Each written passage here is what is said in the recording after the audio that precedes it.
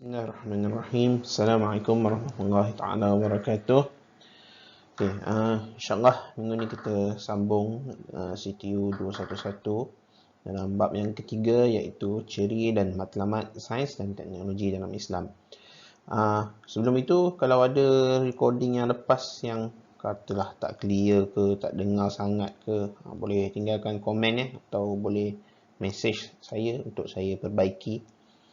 Okey, jadi kita terus pada topik hari ni. Okey, so apa target yang kita nak dapat hari ni? Ada dua. Yang pertama, kita nak mengetahui ciri sains Islam. Dan yang kedua, kita nak tahu matlamat sains Islam itu apa. Okey, so hari itu kita sudah definisikan apa itu pengertian sains Islam. Cuma hari ini kita pergi lebih, iaitu sains Islam adalah sains yang lahir dari sumbangan dan dukungan ahli sains Islam yang bersifat teologisme dan berteraskan etika rabbaniyah.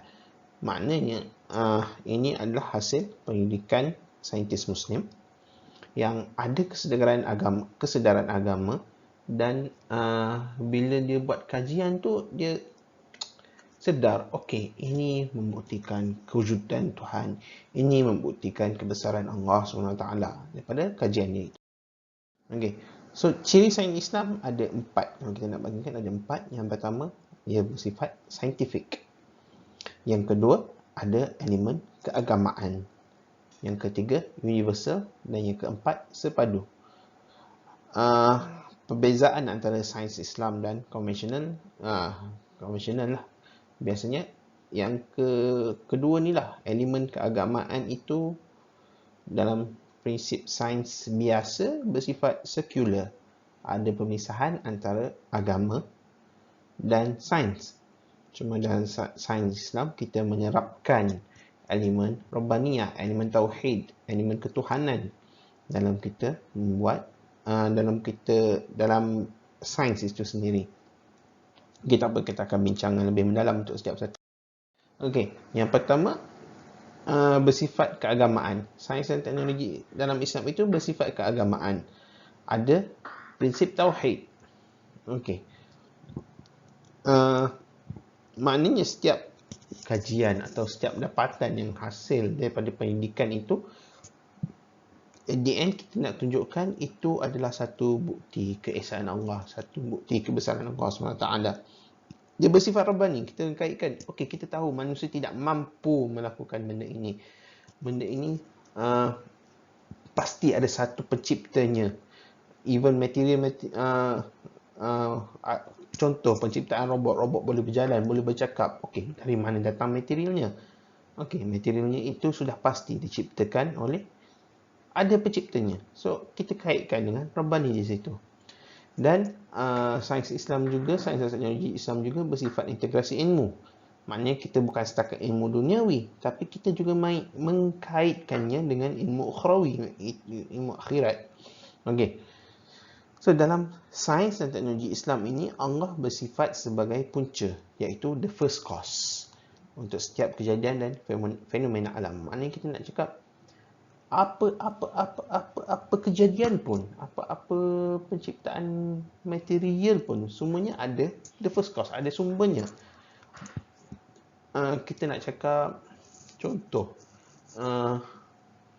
kita bagi sebab ramai engineering kan, besi lah, buat robot, aluminium buat robot. Okey, dari mana datangnya besi?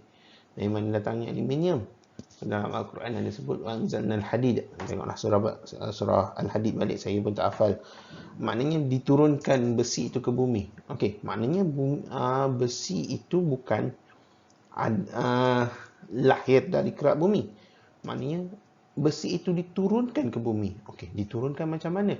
So kita tengok ada kajian yang mengatakan, yang membuktikan bahawa elemen besi itu datang daripada meteor. Maknanya meteor, bahasa meteor apa tu biasa orang panggil apa, taik bintang. Maknanya datang daripada langit, datang daripada cakrawala lah, yang turun ke bumi. Maknanya wa anzalnal hadid, diturunkan besi ke bumi.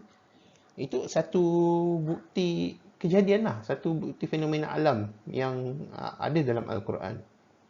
Okey.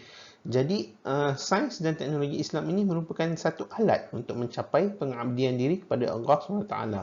Dan kita terikat dengan syariat. Maknanya dalam kita melaksanakan kajian sains dan sebagainya, ada elemen syariah, ada elemen ada larangan-larangan tertentu yang kita tak boleh buat, kita tak boleh melampaui batasnya. Okey.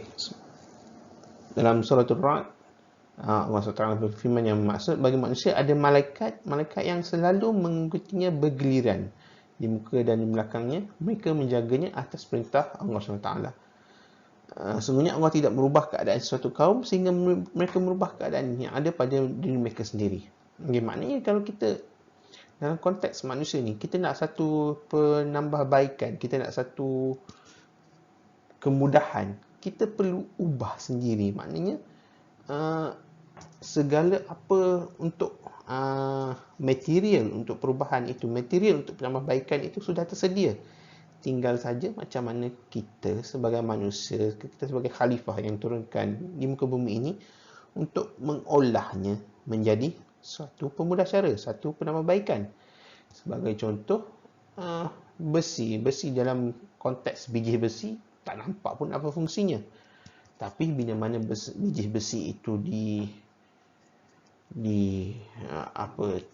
dilebur, dan lepas dilebur dibentuk, ditempa, boleh menjadi satu pedang contohnya, atau boleh menjadi robot lah. Orang engineering suka robot kan. Okay. Jadi maknanya kita perlu mengubah nasib kita sendiri.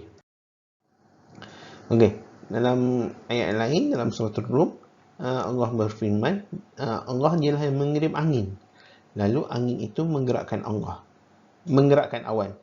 dan Allah membentangkannya di langit menurut yang dikehendakinya dan menjadikannya menggumpal-gumpal. Lalu kamu lihat hujan keluar dari celah-celahnya.